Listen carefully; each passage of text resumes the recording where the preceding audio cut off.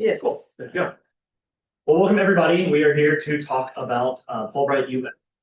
Today's presentation is meant to just provide a pretty broad overview of what Fulbright is, what the process looks like, how we can help you with that application process, and what it takes to put together a strong application.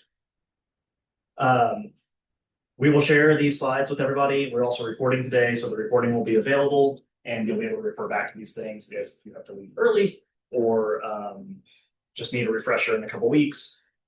First, we'll just note that the Fulbright program did officially launch this cycle, which we will call the 2027 cycle, because it is for awards that will begin in the 2027 academic year. We call it the 2027 cycle, even though the application is due in 2026. But the cycle officially launched on Tuesday, the 31st. So everything on the Fulbright website now is active and up to date for this cycle of awards. In today's presentation, we're going to go through just, again, a broad overview of what is Fulbright, how the program works, what the eligibility for the program is, some details of how the different types of Fulbright grants that exist and what you can do with each of them. Then we'll go through what is involved in the application, what it takes to put together a strong application. We'll talk about how our offices can support you and what the timeline for working with our offices to apply this year looks like. At any point, for those of you who are here and for those of you on Zoom, please feel free to drop your questions in the chat, to take yourself off mute, to just yell out a question if you have one. We'll ask for questions a couple times, but don't feel like you need to wait until then to ask a question, because I know sometimes we'll forget that we have a question if we wait 15 minutes to ask it. So let's start with just what is Fulbright. Fulbright program is it's considered the sort of flagship international academic exchange program sponsored by the US government. There's a number of different things that Fulbright does. It has a US student program that is intended to send US students abroad. That is what we're going to talk about today. There's also a Fulbright foreign student program that brings graduate students from abroad to the US. There's a Fulbright Scholars Program that has the same foreign and US sides. It sends US faculty abroad. And then there's a version that sends like faculty from abroad to the US for periods. And over all of those different programs, FSU has had something like 650 Fulbrighters of various types at this point in its history. And I think about 175 of those have been people who have gone elsewhere through the US student program. Fulbright, again, is a big program. The student version, okay, no, that's the fact. Okay, 8,000 people get a Fulbright of some type every year. And I think there's about 1,700 student Fulbrights in the last couple cycles. So a large program.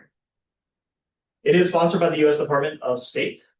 So just know that the funding source for this is government funding, and has been funded the last couple of years, but is subject to the ups and downs of funding in the federal government. It has like an 80-year history though, so it's and bipartisan support. So even when there have been things that are touch and go, it's still receiving funding. Yeah. So. Yeah, last year was the most sort of chaotic for a period of time for Fulbright, but it came through that pretty much unchanged and gave about the same number of awards last year that it has previously. So Fulbright has largely, because of its bipartisan support, has largely been fairly well cushioned from other disruptions in federal funding. So we've had over 175 FSU graduate students go on a Fulbright somewhere. Here's just sort of, you can see a brief listing of some of the countries that students have gone to through Fulbright. These are the students, the ones pictured here are the 7 students who went on a Fulbright in 5. So they've all returned in 2026 from their time abroad. Just briefly mention a couple of them. Nella went to Germany. This is Nella. Nella went to Germany to study using MRIs to study dopamine receptors in the brain. And then she extended her Fulbright grant through another grant for a second year and got to spend a second year in Germany working with the same research team.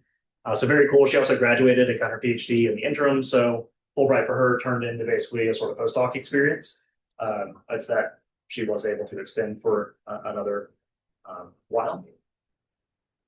Corinne here in the middle went to Greece as an English teaching assistant. She's a speech language pathology master's student at FSU. She graduated, then went on a Fulbright. And she was interested in doing an ETA, not so much because she wants to go on and be a teacher, but because as a speech language pathologist, she thought it'd be really useful for her to work with multilingual students who are learning a second language, because that will help inform her practice back in the US as a school-based speech language pathologist. We can talk about others if you all want to know what other stuff was done, but for now we'll continue on to eligibility. So eligibility is pretty broad for Fulbright. You do have to be a US citizen at the time of the application. So if you're in the process of getting citizenship, as long as you will have it by that October deadline for Fulbright, you're perfectly allowed to apply. If you're not a US citizen, you may be able to apply through something like the Fulbright Foreign Student Program to continue graduate studies in the US if that's your interest. But to participate in the Fulbright US Student Program, the whole point of it is to send US students abroad, so you have to be a US citizen.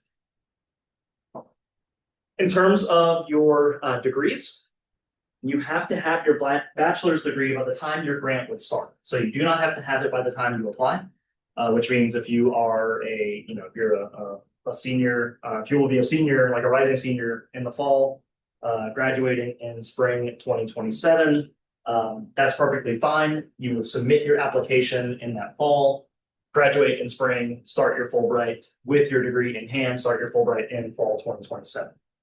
On the other end of things, you just cannot have a PhD by the time you submit your application.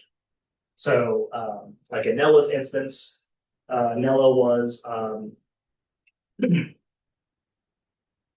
set to graduate in December 2024. She applied in October 2024 for Fulbright. And she wound up delaying her graduation a semester and graduated in May, but that was perfectly fine. She didn't have the PhD by the time she applied, so that's perfectly fine. Beyond those two things, you don't actually have to be enrolled at a university to either apply for a Fulbright or to go on a Fulbright. So if you graduate with your bachelor's and take a gap year or two and then decide, you know what, I'm interested in a Fulbright now, great. As long as you're not at another university, we're still happy to have you come back and work with us as alumni. Similarly, like if you're a master's student now and you want to do a Fulbright after graduating with your master's, great, that also works really well. So there's a pretty wide and flexible period in which you are eligible for Fulbright. If you graduate with a bachelor's or a master's and you've been like working as a professional for 5 or 7 years, you may not still be very much a good fit for the student program. At that point, you might be considered sort of enough of a professional that you would apply for the scholars program. But that's more of like a sort of a gray period there with less hard rules and more a sort of like judgment call on which one you think you fit best with, based on where you are and what your aims are at that point.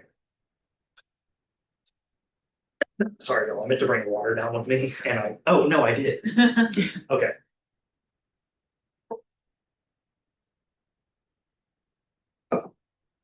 Okay, we'll see if that helps. Because Fulbright is a program that's going to send you abroad, many countries will have language requirements. They don't all. Obviously, if you're going to a largely English-speaking country, you're unlikely to face a language requirement. Like the UK is not going to require you to have anything other than English, right? But some countries will, and those language requirements can vary from recommended to required. At the recommended level, it's going to make you more competitive if you have it. At the required level, you're going to have to show them that you have whatever level of language proficiency they want to see, which can range from novice to intermediate to advanced. Beyond the strict requirement of a language, if your project itself would require use of a foreign language, like you're going to go do a bunch of interviews with people out in the countryside somewhere who are all going to be non-English speakers, you're going to need to show them that you have that language skill as well, even if it goes beyond what is just strictly required for that country. So there's a sort of two things to keep in mind with the language requirement. The one is just what's actually required for that country in its application. The second is what will your project need you to have in terms of language skills. Finally, you'll be asked to submit a form showing that you are in basically good enough health to go and do the thing that you're going to go do. So you'll need some sort of just physical form from a doctor. You do not have to have that at time of application, but if you are selected for Fulbright, You'll need that, and I think part of the application will also ask you the date of your last, they'll ask you like the name of your doctor and the date of your last physical or something like that, so. Take advantage of FSU Health, they're perfectly fine for that, they're happy to do it. But just be able to list the name of a doctor by the time of application, even if you haven't gone to that doctor in a while. And that's basically just a sort of Fulbright ensuring that they're not going to send somebody off into a situation that may be dangerous for them. Like you may, if you have complicated health needs, it may be harder to get the care that you need in a country abroad. It may be harder to set up insurance that would cover things. It may be harder to make sure that you maintain whatever medications it might be that you need. So they want to know about some of that in the forefront to help you plan for it, to help make sure that there aren't going to be complications, so that they don't send you into a situation that could be risky for you individually. Okay, let's talk about how Fulbright actually works. So there's basically two forms of Fulbright. There is what's called the Study Research Award or the Open Study Award, and then there's the English Teaching Assistantship. Talk about the ETA first. The English Teaching Assistantship is exactly what it sounds like it is. You are an assistant teaching English somewhere in a country that isn't a predominantly English-speaking country for the most part. ETAs, typically you serve, again, you do serve as sort of an assistant teacher. You're not like the full instructor of record. You're not just like given your own class and told to figure it out. You are assisting somebody who is the full teacher, and you might be tasked with things like leading certain exercises, doing like after school programs. And you're there to teach about English, but you're also there to teach about US culture and sort of give them a sense of what life in the United States is like. So you're doing both parts of that, sort of the what you might think of as like US civics lessons almost, in addition to teaching English. For many countries, you don't need to have had teaching experience always to be a competitive ETA applicant, nor do you need to want a future in teaching. You have to be able to give them some compelling reason why an ETA makes sense for you. As Corinne's example makes clear, for her, she hadn't taught before formally, and she wasn't going to go on to a future as a teacher. But she could give them a compelling reason why she had skills that would make her good at doing this, and how this experience would help inform her career later and give her something valuable to take out of being an ETA. So it is important that you give the reviewers a good sense of why an ETA makes sense for you if you aren't somebody who's on a very clear teaching track already.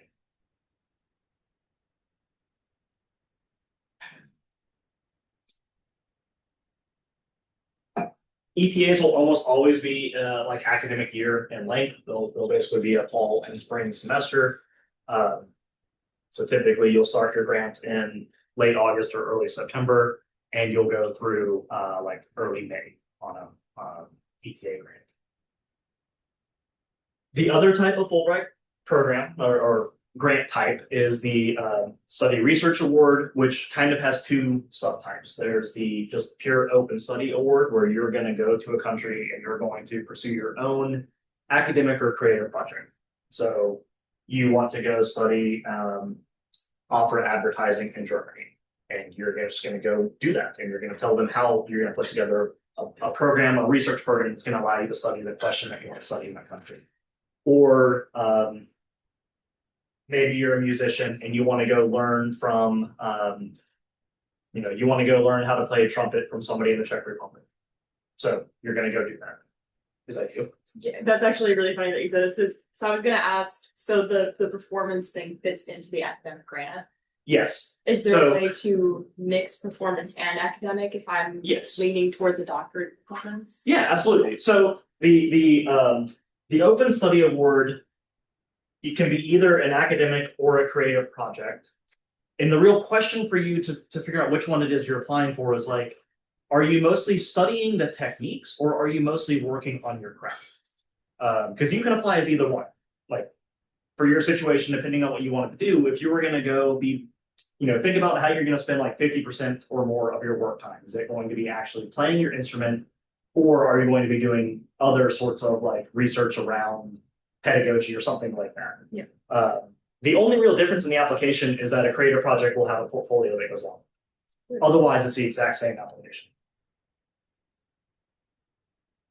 Other thing you can do through a study research award is enroll in graduate coursework. And for that, you can either, there are quite a number of like named partnership awards through Fulbright. So like the UK, if you look at the list of offerings for the UK, it's going to be full of the awards that are particular partnership awards with Fulbright and then some college or university in the UK. And so through that award, you're applying to go do a graduate program at that specific university through that specific award. Other countries won't have named partnership awards. They'll just have a general study research award that might allow graduate degree enrollment, in which case you just find like a program in that country you're interested in, and then you tell Fulbright in the application, I'm going to go study at this, at this program, and here's why it makes sense, and here's the questions I'm going to pursue through this program. If you're doing a graduate degree enrollment, whether it's a partnership award or your own self-identified program, very importantly, keep in mind you have to apply to both Fulbright and that program. If you're applying for just a general open study award where you're not doing a graduate degree enrollment as part of it, you only apply to Fulbright because there is no other program to apply to. In general, Fulbright, the award will cover your travel expenses, like round trip travel to and from the country to get you there, health insurance while you're there, and a monthly stipend for your living expenses while you're on the award. Sometimes they also have like one-time sort of settling in allowances. It might be like $2,000 that you can use for research. I mean, the number one rule for everything with Fulbright is that it depends on the country that you're applying to. Every country gets to decide what things look like in their own country. Fulbright overall sets sort of large parameters that things are going to fall into, but like the stipend amount can vary differently, can vary pretty greatly from one country to another. The amount they might offer in terms of like additional funding for the use of research or in-country travel or hiring translators, things like that, will also be really different. Some countries won't offer anything, others will. Same with like dependent support. If you're somebody who would want to take dependents with you, some countries will offer dependent support, others will not. So all of that, every country has their own funding portfolio, right? Most countries are funding Fulbright programs through their own Fulbright commissions. So they set all of those terms for Fulbright. So as you look through different things, you'll see that that varies a lot. But at basics, you will get your travel expenses covered, you'll get health insurance covered, and you'll get a monthly stipend. Most grants are going to fall between 8 to 12 months. There are a few exceptions. I think Israel offers just like a 4-month PhD research Fulbright, so a fairly short one. Germany, I think, offers the discretion to go as short as 6 months or as long as 9. So some will offer a little flexibility. Others, it's just it is a defined, we need you here by this date, and it ends on this date. You can only apply to one country and one award type per year. So you can't apply to an ETA in Montenegro and an open study in the UK at the same time, thinking I want to do both and I'll see which one I get. All your eggs go in one basket with Fulbright each year, but you can apply multiple times, of course, right? And you don't have to. There's no reason you have to apply for the same thing each time you apply. And also, if you get a Fulbright once, that doesn't make you any less competitive to get one a second time. So you can be a repeat Fulbrighter. But in any given year, one award, one country, one application. Any questions so far? Anything on chat? Cool. The application. The real challenge of the Fulbright application is that it's short. And this changed a couple years ago and made it even shorter. It was already short. You have two main written components in the Fulbright application. You have the statement of grant purpose, which is where you lay out what you're going to do on a Fulbright, how you're going to do it, what that's going to look like. For that statement, for a study research award, you're allowed 6,000 characters. That's inclusive of spaces, punctuation, line breaks. I think we found last year that that was basically about a page and 3/5 of a second page, single space and bullet point font, which is not much space to tell them what you're going to go do for 9 months overseas and why you need to do it. It goes by pretty quickly. An ETA application is even shorter. You only get 3,000 characters. You don't even quite get one full page to write your ETA application, where again, you're trying to explain why you're qualified to do this, why you want to do it, and how you're going to be an effective teacher in whatever country it is you're planning to go to. It's a lot of information to convey in a very short amount of space. In addition to the statement of grant purpose, you have 3 short answers that sort of add up to a personal statement. They sort of take the place of a personal statement in this application. There is 1 short answer question, which is 2,000 characters on your flexibility and adaptability, basically asking you about your preparation and readiness for this experience. What makes you somebody you can send overseas for 9 months and you will be successful in that experience? What similar or parallel things can you pull on in the past that can demonstrate that you are the type of person who has the level of adaptability and resilience needed to go be successful in this type of setting? Second short answer question, also 2,000 characters on your plans for host country engagement or host community engagement, is I think how they word it now. And so there they're asking, you know, Fulbright really is this program that is all about mutual cultural exchange to create a more interconnected and peaceful world, person-to-person ambassadorship. So how are you going to achieve that goal in your time abroad? You might be doing some of that through whatever your project is, right? Like there might be elements of your project that speak to that. But if you think of your project time as being like 40 hours a week, Fulbright also wants to know, what are you doing outside of that? We don't want this image of somebody who's, you know, going to work and then like going back and sitting in an apartment by themselves until the next day they get up and go to work. They want to know how you're getting out in the community. What sort of ways will you be looking to engage with people in a sort of everyday, sustained manner while you're in the country? How will you build connections? How will you share your experiences and thoughts with people in that country? How will you learn from them so that you can bring all that back with you to the US to answer the third short answer, which is 1,000 characters on the, they now title it Impact a Fulbright Award, but it's sort of a mix of your nuts and bolts plans upon return to the US, like how does Fulbright fit into your next steps for you, but also a more abstract question of like, how do you hope Fulbright to change you? How do you hope that you build perspectives and ideas through Fulbright that you'll carry back with you? And how do you hope to have those sort of ripple out through you? As they word it, something along the lines of, most people won't ever go on a Fulbright. So how can we ensure that you're the sort of person whose Fulbright impact, who will sort of magnify the individual impact you'll get through Fulbright? Those are the primary written components. In addition to that, there is of course an online application. At this point, it should be open. You can go ahead and log in and create your, you can start your application, and we would encourage you to. It helps us know who actually is interested in applying. You need to list FSU as your home institution for us to be able to see your application. Otherwise, we won't see you in our portal. Like every type of online application these days, there's just a lot of questions in there. It's going to ask you to basically take your like resume and CV and transcript and break a lot of that down into boxes where you re-enter the information. It's a little bit tedious, so start it early, just work on it here and there. You can of course save your progress and come back to it. So we would encourage you to start that as early as possible. If you are going to a country that requires a language, you will be asked to provide a language evaluation. For languages that are offered and taught at FSU, we can help you set that up with faculty at FSU. If it's a language that is less commonly taught, we can also help you identify somebody who can serve as your language evaluator for that.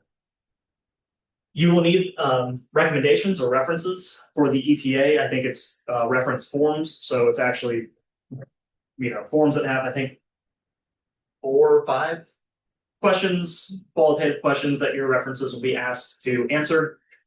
For the study research type award, it's more like a traditional letter of recommendation where your recommender will just write the letter themselves. But for both types, you need 3 people to provide those. If you're applying for an academic grant, if you're going somewhere to do the open study type of project that doesn't have a graduate degree element, you'll be asked to provide a letter of affiliation. Your affiliation is somebody, your affiliate is somebody who basically acts as your in-country contact and mentor, support person for your project. Really, that letter at bare minimum just needs to say something like, yes, I'm aware of this person and would be happy to host them as a Fulbrighter. But a strong letter of affiliation is going to provide a lot more details than that. It's going to talk about the level of support they're going to provide, maybe talk about why they're a good fit for your project, the resources and community they might make available to you through that affiliation. So like if you affiliate with a faculty member at a university, are you also going to get library access to that university? Are you going to get a workspace? Are you going to be able to workshop your project in seminars or other gatherings that they have? Your affiliate is there to sort of act as like somebody who will anchor you into an intellectual community in your time in that country. So yes, their individual support is important, but a really robust affiliate will be somebody who provides broader access to things in the country through that connection. You'll need to provide official transcripts from every institution attended. So if you are like a graduate student now and you went somewhere else for undergrad and it has a very clunky portal that takes a lot of time to navigate, you might want to go ahead and just ask for your transcripts. Unofficial transcripts are fine for the application as long as they say both your name and the name of your institution. If they don't have those things, like again, if your portal from your other institution puts them out in a bad format that doesn't make it very clear what school that transcript is even from, that won't work. And you will need to ask for the official transcript. But like FSU's unofficial transcripts are perfectly fine. If you're selected for the award, you'll need to provide the official transcripts for Fulbright's records. Similarly, you do not actually need the passport at time of application, but you will need it if you are to go on a Fulbright. So, and passport processing can take a while. So just make sure that you are able to get a passport, at least that like you're aware that's something you might need to do. And certainly if you become a semi-finalist, which you'll know about by January, late January, go ahead and just get a passport. Right? They're good for 10 years. They're not that expensive. You can get the picture taken at FSU. But that's a... You can work with FSU to get your whole application submitted. Yeah. There's a whole passport office, so. Yeah, that would be an annoying thing to find. Everything else was in place, but you forgot to ever get a passport, and now you can't go because you don't have a passport. Devastating. Yeah. Again, if you're considering doing a creative type project, you will be asked for a portfolio that will demonstrate your work. So if you're like a performing artist of some sort, I think they typically want a video or audio recording. I think maybe a video, but I think it differs. I think countries will specify their own. If you're a visual artist, they'll want, like a portfolio of pieces of your work to demonstrate your talent. If you're a writer, they'll want either your poems or like passages from whatever it is you're writing. So there's different rules for what they're going to ask for in a portfolio, and again, countries can dictate that a bit. But just be aware you will be asked to turn in a portfolio, which also means you will be actually being for a creative project, your reviewers will actually be people with subject matter expertise in your area of creative work.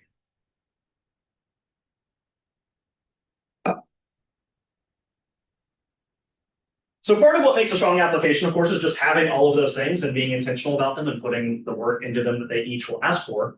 But really what makes a strong application, we think there's a few factors that show up repeatedly in strong applications.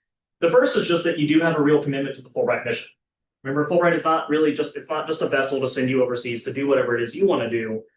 Fulbright, through you, is trying to achieve this broader mission of creating a more interconnected world to increasing mutual understanding between the US and other countries. And they're doing that through you as an individual who can engage in person-to-person ambassadorship and represent the US in your time on a Fulbright. So the spirit, you need to really be somebody who can embrace that spirit and show it in your various application components. That you're not just sort of using Fulbright to go spend 9 months at a library, but you're really interested in you want to learn about that country, you want them to learn about you, you want this to be a two-way exchange. You're thinking about who the broader stakeholders of your work might be. You can talk about why cultural competency is important to you if you want to do an ETA. There's various ways to do it, but having it clear in your application that you have a commitment to that mission as well is sort of a non-negotiable factor in having a strong application. You also want to have a project that's feasible. This is particularly important with study research awards. If you're going to go do your own creative or academic project of some type, you've got 9 months to do it. So you need to show them that, for one, you actually need 9 months and not a month, right? But also that you don't really need 3 years. That you need to have a scope of work that fits with the length of the grant. You need to address things like if you're going to try to get access to various documents, you need to show them that you're going to have access to those things. You need to give them a pretty clear understanding that you know what your project will take and that it's something that can be done in the time that you'll have to do it. Also, the project needs to be really country specific. This doesn't have to be true that like you could only go to one place in the world to possibly do the thing you want to do. Although in some instances that is true. Like if you are a student who studies medieval Italian history, Italy might be the only place you can go to study that. If there's specific archives or libraries you need access to that just exist in one country, yeah, you have a very country-based project already. But for some people, it might be true that there's 3 or 4 different countries that could let you achieve what you are looking to achieve, and that's fine. But of course, by the time of your application, you have to choose one of those. And so by the time you're writing your application, it should be very focused on that country. You should be able to speak with authority about why that country, what's going to exist there. When you talk about your plans for community engagement, they should not be generic things that could be sort of mapped onto any other place you might go. They should be specific to the country and community that you're proposing to go to. If you need,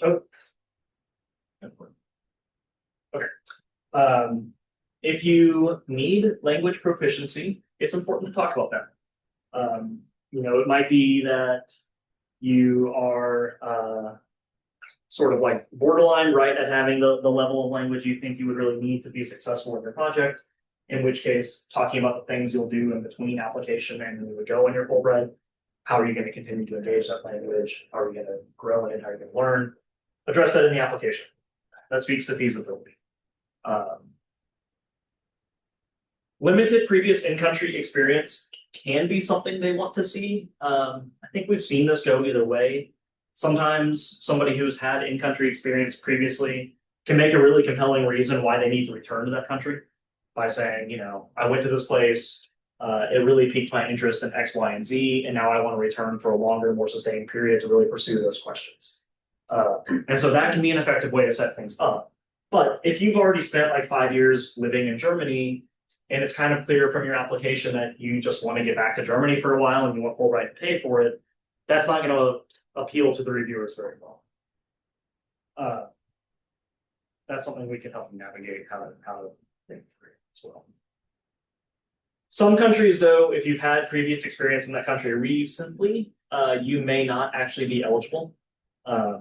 Like if you're going to go spend 6 months living somewhere before you would be in that country, or you're already going to be there by the time the grant will start, that a disqualifying factor.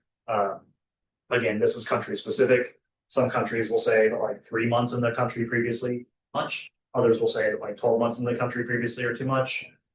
So that can vary. And study abroad does not count for that, right? So yeah, study abroad won't count at those times.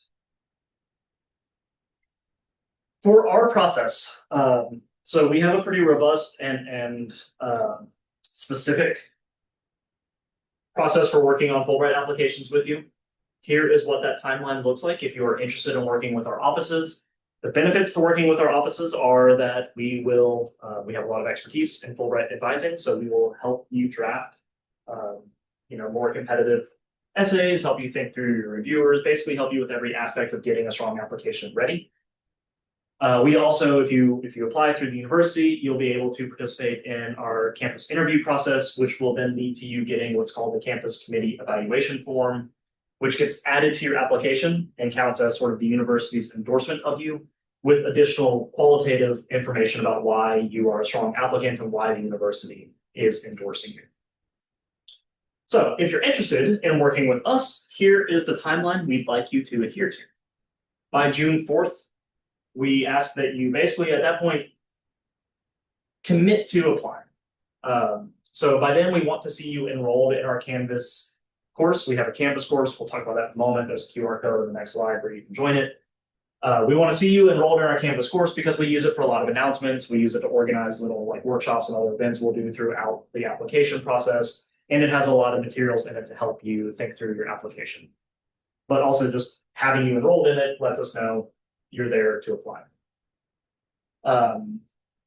By June 25th, So about 4 weeks after that, we will ask for the first draft of your Fulbright essays. And I think what we ask for is everything other than the host country engagement. Yeah, so we want a draft of your statement of grant purpose. We want a draft of your flexibility and adaptability, and we want a draft of your impact of Fulbright essay, which basically lets us know what your motivations are, what you're planning to do, and how Fulbright is going to fit into what's coming next for you. So our starting point for knowing you as an applicant and beginning advising. A month after that, on July 23rd, we want you to tell us who your recommenders are going to be. And we want you to actually go ahead and enter them into your Fulbright portal. We're happy to talk with you about different recommenders prior to that, but having those recommendation letters in as early as possible is good. You want to give people at least a month to write those recommendation letters because we will want them in there by the campus deadline of September 3rd. Campus deadline of September 3rd is when we expect you to have as complete an application as possible. Polished essays, letters of rec, affiliation letter in place. Basically, everything that makes up an application should be in by that date. Inevitably, we have people who, their affiliate, like they've had a number of conversations with their affiliate. They know an affiliation letter is coming, but the affiliate just hasn't actually sent the thing by September 23rd. It's okay. You won't be disqualified. We'll still work with you. You will be deprioritized in scheduling your interview. People who have complete applications will get first selection spots for their campus interviews.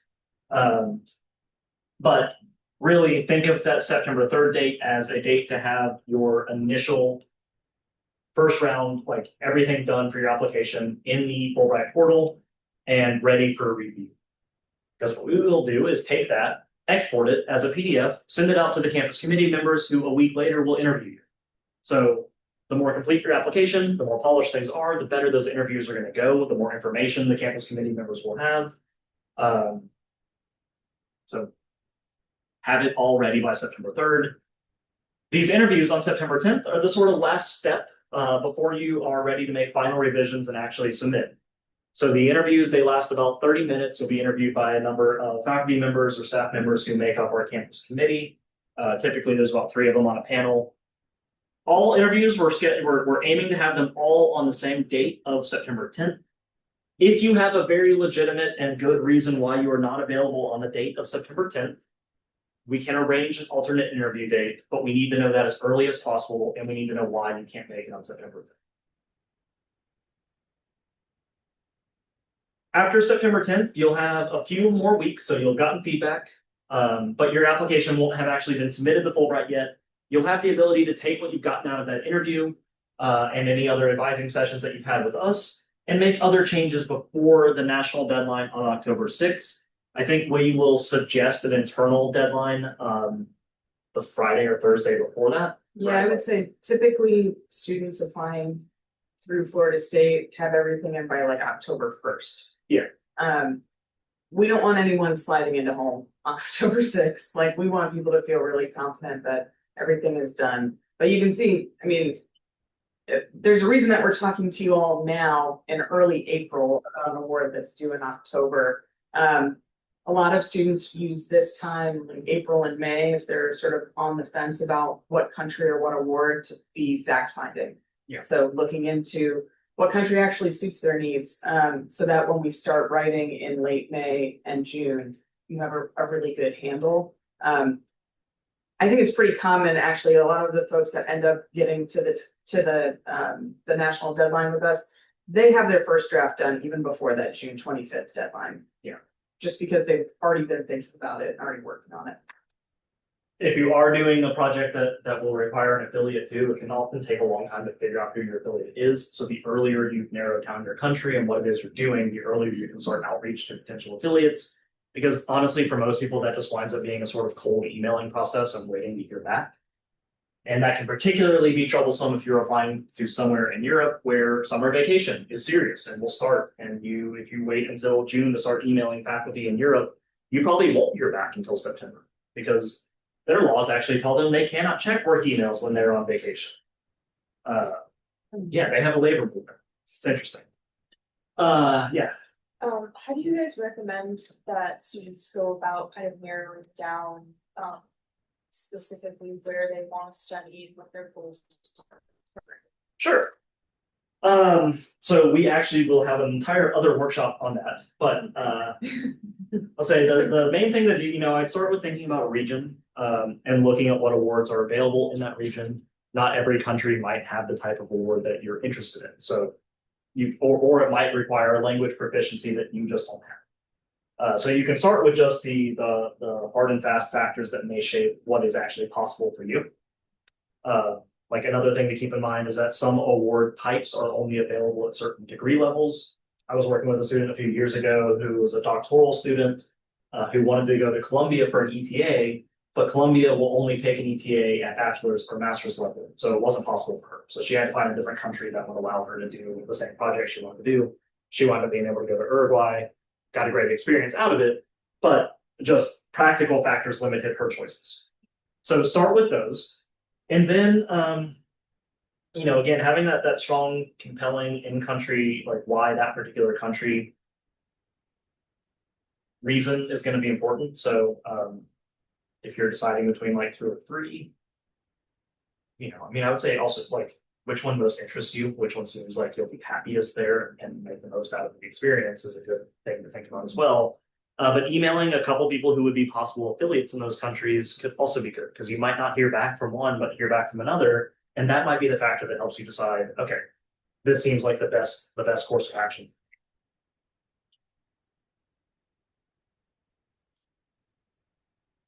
This is the QR code for enrolling in our Canvas course. It is open, it's ready to enroll into. This is just a self-enroll link. We'll also make this available in other ways. Yeah, we'll send out the link too when we send the recording. Yeah. And it'll start being available at least on the ONF website. Okay, yeah. This is us. We are the 3 people who are doing the Fulbright advising. So I'm with the Office of Graduate Fellowships and Awards. If you're a graduate student, you'll most likely work with me. Although we really just think of applicants as a fairly big pool and sort of you get split with, you get assigned to whoever you get assigned. Bonnie and Tingy are over here as well. They are with the Office of National Fellowships. We're all in the same building. I'm on the 4th floor, they're on the 3rd floor, but we're all in the same building. We do the same type of work. We all have Fulbright just as well as the others. So, and you might hear from multiples of us throughout the process. You might, get around or hear from one of us and a meeting with another one.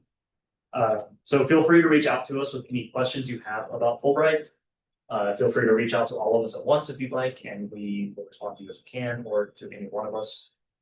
I think this is the last slide. So at this point, I'm going to shift over to the Fulbright website to give you all a quick tour of things there, but also great time for questions if anybody has questions.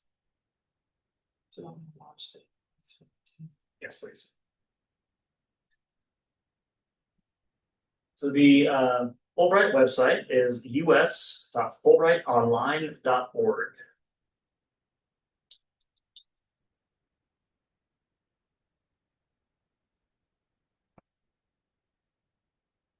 Make sure when you go to the Fulbright website that you see this in the top left corner, Fulbright US Student Program. Again, as I said, there's like 4 different types of Fulbright. They all have different websites, and you want to make sure that you are actually on the student program website because that's the one you're going to be applying for. So don't confuse yourself by reading through a bunch of things that are not relevant. Fun fact, one of these photos actually has someone from FSU. So yeah, we saw it, they updated the website and we'll give it a second to cycle. Yeah. Oh, no, it's not gonna do it. I know. No.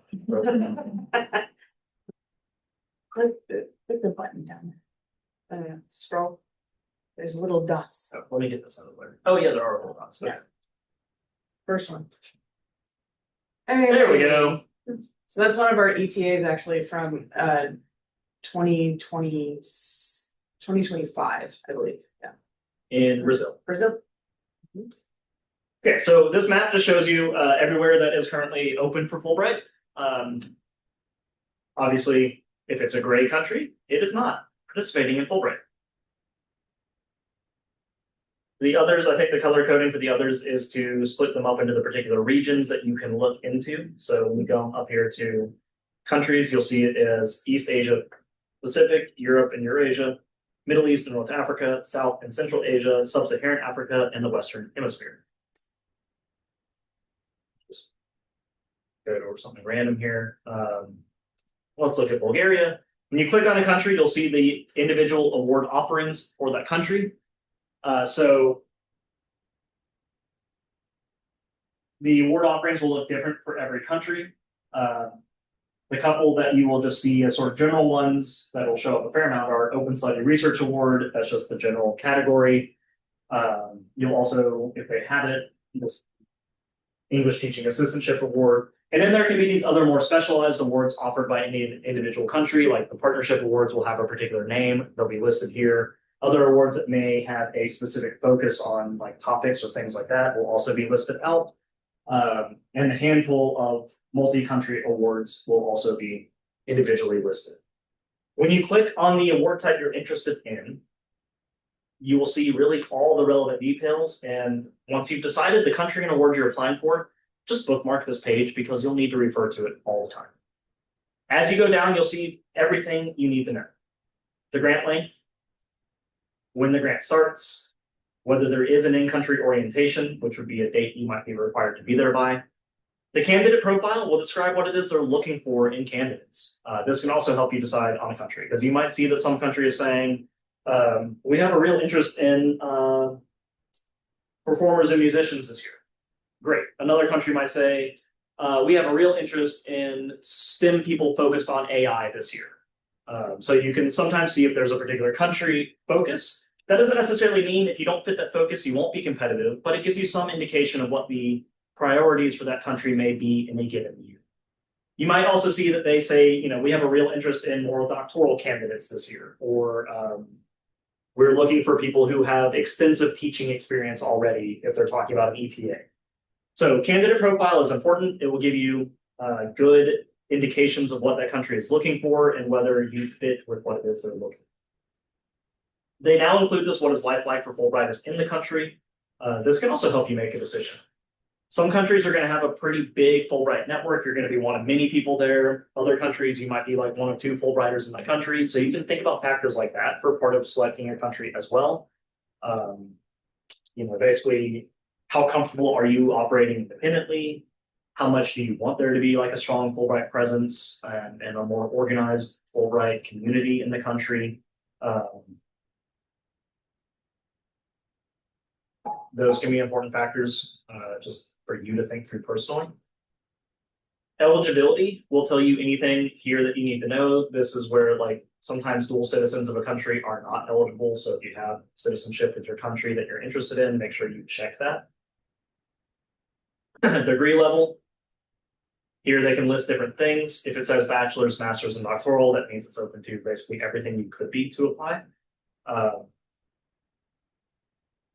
If they're missing one, you know, if they're missing the one that you fall into, that obviously you're not eligible. Foreign language evaluation form. This is where it tells you whether the form, which really means, is the language proficiency required for this country? Are you going to need to submit a form that shows you have proficiency? So there are 3 levels that you can look for here: not required, recommended, or required. If it's not required, you don't need to do anything. Although it could still be beneficial if you have that language, even if it's not required to, I think you still can submit a form, but you can certainly address it in the application itself. There's a whole section where you can self-report language. So you don't necessarily have to submit like the official form, but you can talk about it in there. But then you can see also here, they say it's not required, but your proficiency should be commensurate with whatever it is you're proposing to do. So if you're going to Bulgaria, and you're going to go take, you know, do a bunch of stuff where you would only really need English, you don't need to talk about anything. But if you're going to go to Bulgaria and do a bunch of work out in the countryside with people who aren't going to be speaking English, you again would need to address how you will do that, how you'll have the language skills appropriate, even though for the application itself, the application doesn't require the language for it. This is an important thing to look at if you're interested in graduate degree enrollment. Some open study research awards for countries will not allow graduate degree enrollment. They might have partnership awards that they list out separately, but here's what they'll let you know through their open study award what things are allowed, whether the independent study research is allowed, and then whether the graduate degree enrollment is allowed. countries get to decide who can act as an affiliate. Some countries might say it can only be people at a university. Others might say universities, NGOs, cultural institutions, government agencies are all eligible affiliates. So countries get to set who those affiliations can be. So make sure you read this part and target appropriate affiliates for that country. They give you a breakdown of the award benefits for the particular country. Again, since these things are determined by the country and they can vary across the awards, pay attention to this because it might, again, factor into how you think about this. Nicely, they will also sort of give you an estimated cost of living. I'd probably suggest doing a little bit of your own, like verifying that as well through other sources. Just trying to get a sense of things. Yeah, they'll give you an overview of the country. Again, highly recommend you not rely on just the short write-up of the country to get a sense of the country you're going to. Do your own research, know a lot about the country. But every one of these country profile and award profile pages is going to have that same basic structure. They're all going to tell you that same information. You know, they have the same headings, the same information. It's all going to be there. So know it well for whatever country it is you're applying. The cool thing you can use, and we'll talk more about this when we do the workshop on narrowing down your country, but there is, if you come under applicants and go down to award search, there's this cool function you can use to help you search for an award. And here you can filter by various things. So you can narrow down to a region. If you're really like, you're not sure, but you think you'd like to go somewhere in South and Central Asia, cool. But you know what? I do not have any language skills relevant to that region of the world, so I don't want to have language skills. And I'm really interested in doing an ETA. Okay, there's one country that fits with those things now.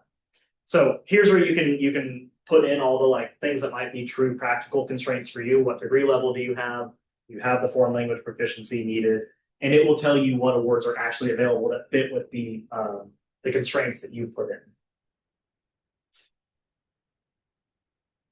This one wound up just giving me one result. You might put in these things and you might still get, 5 or 6 results. But at least you know that those 5 or 6 are ones you could actually apply for that fit with your needs, your qualifications. We're close to time. What questions do you all have?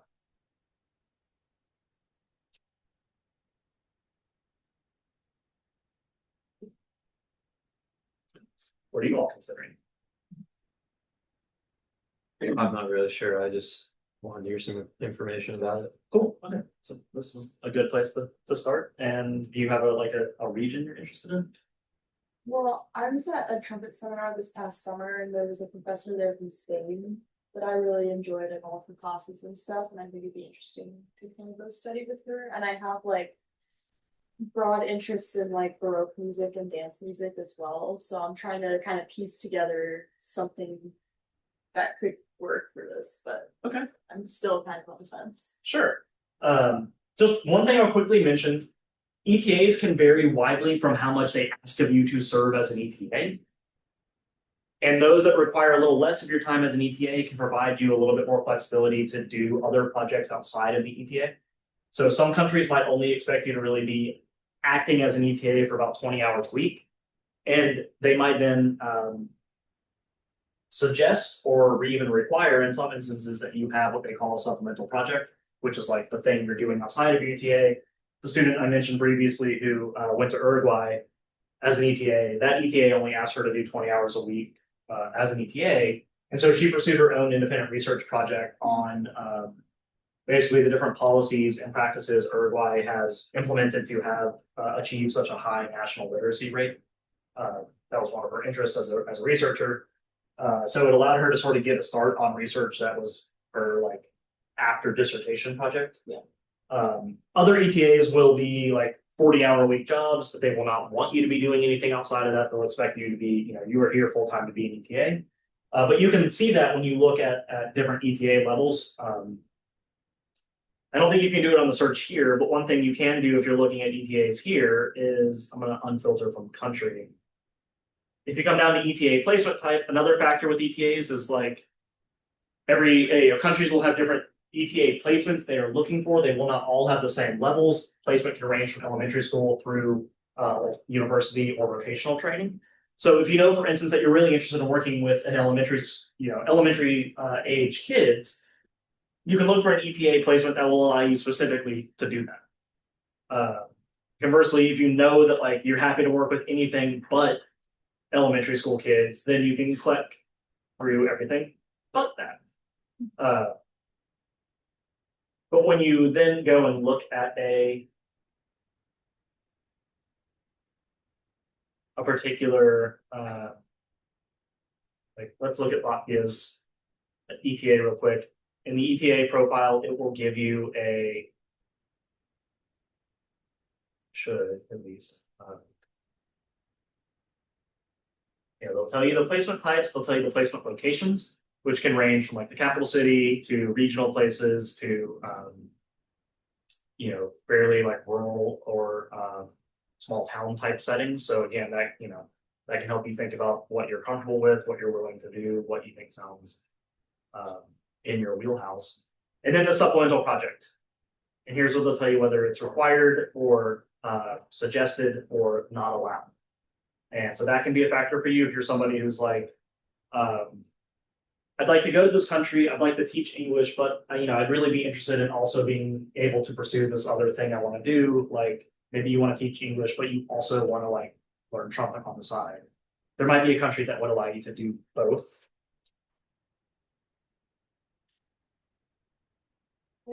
I'm kind of curious about like the language thing as well. So I know some countries are more competitive than others. My language experience is in French. I have like 4 or 5 years of French, which like France is pretty competitive. And I'm not sure I'm interested in going there. So how often is it that you like get interested in doing the Fulbright program, but they have 0 language experience for a place that's requiring some level of proficiency? Like, do students study over the summer? Does it take a few years to build up to it? I think if you were in that boat, I would suggest going ahead already and starting something toward that language so that by the time you submit your application, you can already talk about concrete steps you have taken by the time of application and then the ways you'll continue this. I think it's probably, I think you could handle that perhaps for a country that is asking for a novice level. Yeah. Particularly if it's a language that, like something that falls into a Romance language and you have experience in, like if you're trying to learn Spanish and you have a lot of experience in French, and you could already start taking Spanish classes over the summer, you might be able to pull that off. If it's like they need an intermediate level of Japanese by the time of you being in the country, I think you're going to have a much harder time convincing them that you would be able to do that. Your language form will be a snapshot of where your skills are at the time you do the form too. So if your form comes back and goes along with your application, basically saying this student has absolutely no knowledge of this language, that's not going to look great, right? So, there's a lot of factors to consider, but there's also a lot of countries that aren't going to require a language or they're going to recommend a language. I think Germany recommends you have a novice level. But my understanding is that like even if you have like Nella had some German skills, but she told me that like basically her experience with trying to use German in Germany is that they're basically like, oh nice, okay, you can speak German, now let's talk in English. So like it says, they want you, like it's nice if you have it, it's not needed for the application, and it sounds like in practice you would find in that country you would get there and never wind up speaking the language because everyone speaks English and like all university business is conducted in English and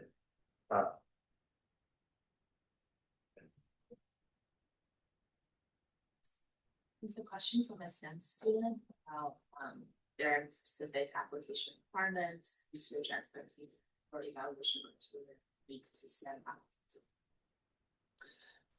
there's nothing unique to a STEM application. There are, I think, a handful of unique STEM awards, though. There is an applied engineering award through Italy, for instance. So there may be a specific award that's a good fit for you based on being somebody interested in STEM or a country that has that as a particular priority this year. But you know, if like this, you're going to have the same things being looked for in your application that anybody else would. It's important to understand too that your reviewers for Fulbright, for a general like study research type award, your reviewers are not going to be experts in your field. At least, if they are, it's just by coincidence, not by design. Reviewers for Fulbright will typically be people who have expertise in the country that you are applying for, but you might be a student in computer science being read by somebody who studies, you know, 19th century literature of whatever country it is you're applying for, and somebody who's interested in, I don't know, like religious movements in the 15th century of that country.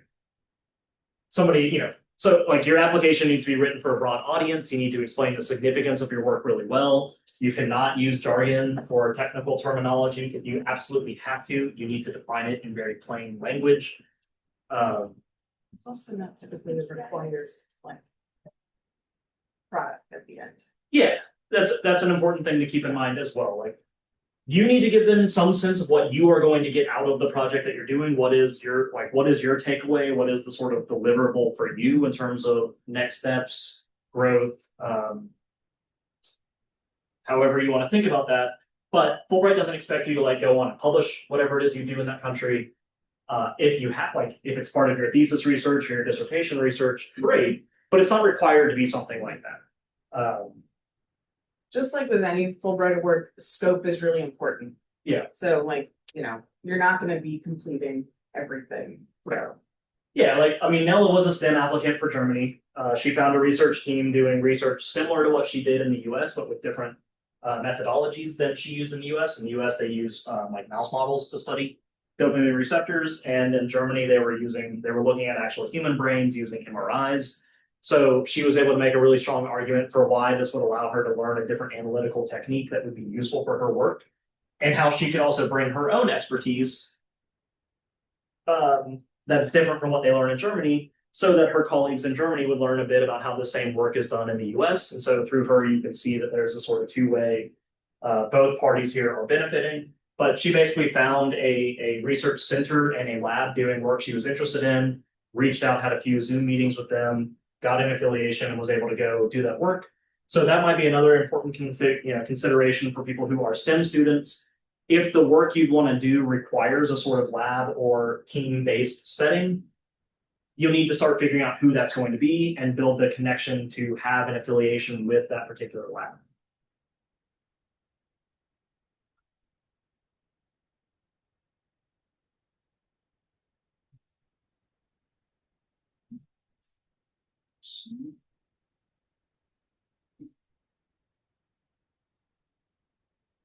Anything else? We had some questions, but we've been answering them in the chat.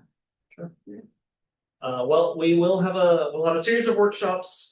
We haven't exactly decided when we're going to do them yet, but we'll have a workshop on selecting your country and a work type, helping you think through those factors to narrow down to the one that's going to work well for you. We'll have another on how to research your country.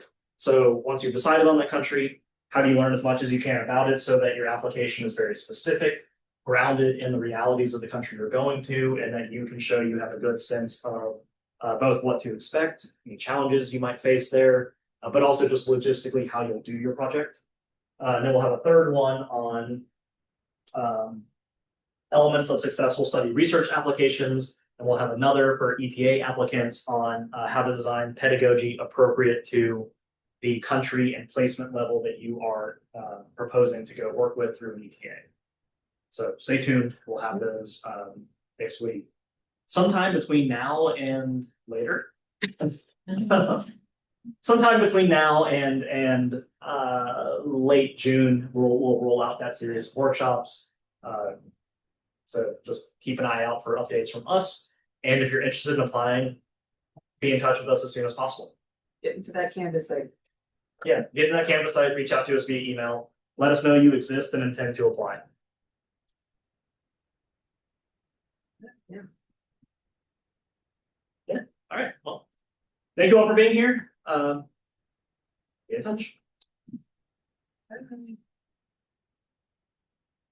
a great day.